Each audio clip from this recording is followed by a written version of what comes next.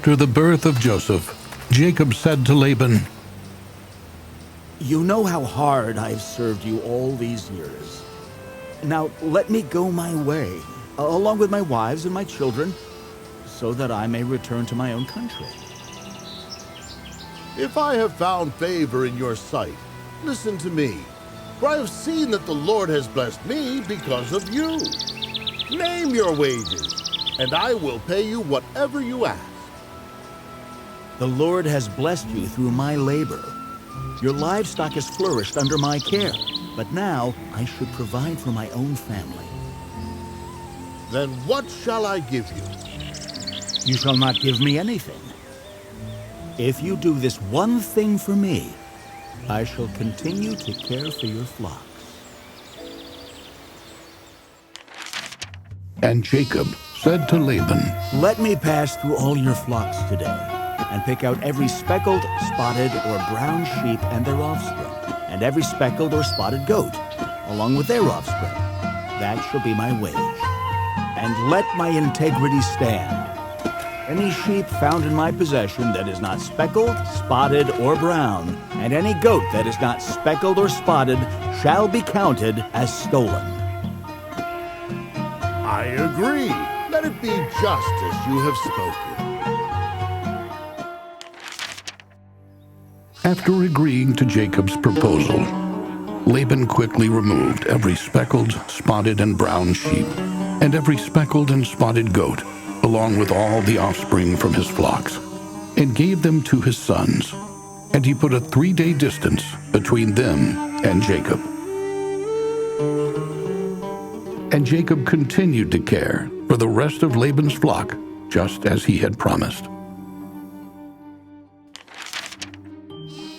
When breeding season came, Jacob gathered fresh branches and peeled away some of the bark, revealing the white underneath.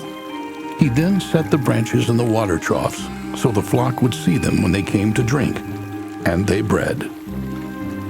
However, Jacob only did this with the strongest of the sheep and goats, and they bred speckled and spotted offspring, which he placed in his own flocks away from those that belonged to Laban. And the Lord God blessed Jacob, and increased his flocks, his camels, his donkeys, and the number of his servants. As Jacob's flocks increased, the sons of Laban began to complain amongst themselves. "Jacob is taken from our father and has become rich." Jacob heard what the sons of Laban were saying, and realized that Laban did not regard him as he had before. Then the Lord spoke to him again. "Return to the land of your fathers and to your kindred, and I will be with you." So Jacob called Rachel and Leah and told them it was time to leave. "I see the way your father looks at me now. You know that I have served him faithfully, but he has cheated me and changed my wages 10 times. But God has been with me and did not allow him to do me any harm. God even caused the animals to have speckled and spotted offspring, so they would be mine. And now God has instructed me to return to the land where I was born. The angel of God had said to me in a dream, 'Jacob, Here I am.' lift up your eyes and look. The male goats mating with the females are streaked and spotted. For I have seen all that Laban has done to you. I am the God of Bethel, where you set up a pillar and anointed it with oil, where you made your vow to me. You must leave this land and return to the land where you were born." Then Rachel and Leah said to Jacob, Is there any portion of an inheritance left for us? Our father has sold us, and we are like foreigners in his house. All the wealth that God has taken from our father now belongs to us and our children. So let us do as God has instructed. While Laban was away shearing his sheep, Jacob quickly gathered his wives, children and servants, along with all his possessions and his flocks, and prepared to leave and return to Canaan.